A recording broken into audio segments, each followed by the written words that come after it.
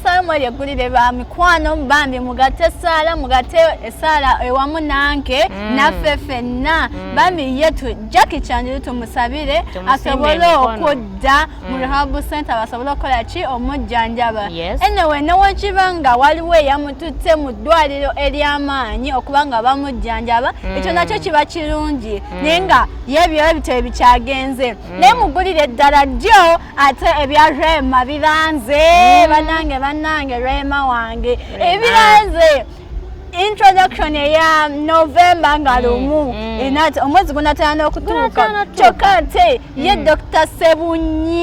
Sebunya Hamza waffe gainokozi zino baffe oyo ye ate bamutute mu kakiiko akakwasaganya abasawo bamutute bamuwozese kigambibwa nti ono yabadde nga Doctor Owachi, family doctor, abadde family doctor wa Rema Namakula wamu ne Eddie Kenzo. So, okubanga ate yazalisa ne Rema nga muzalisa Malu.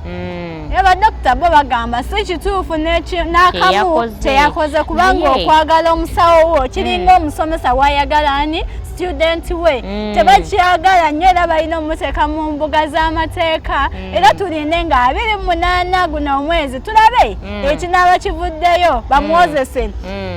naye kigambibwa nti kirudde ebbanga nga Rema Namakula ne Dr. Hamza Sebunya nga bakukuta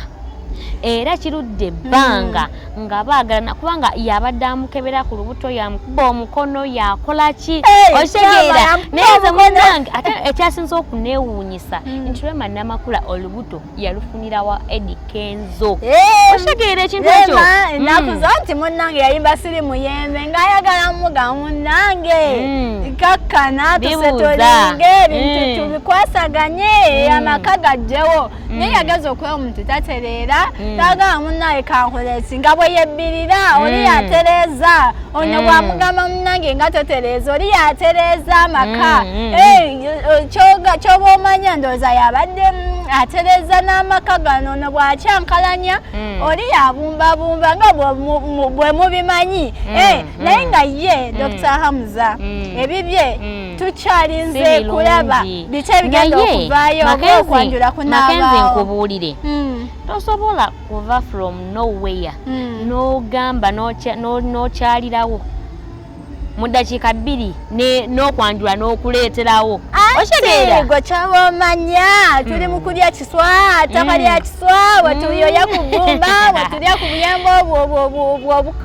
obuto obukyatonya amasanda njagala ku kyennyanja omanya ebyo ebintu by'okuyoya essaawa zo bye tulimu kyova olaba tulina okukola ky'okubyanguya tugenda okuzaala ng'era ndi mu maka wali mu butongole ye lwaki mwogerera nga mwe mulabeko ekyo ekipapula mulyoke mulabe ne ebyavuddeyoko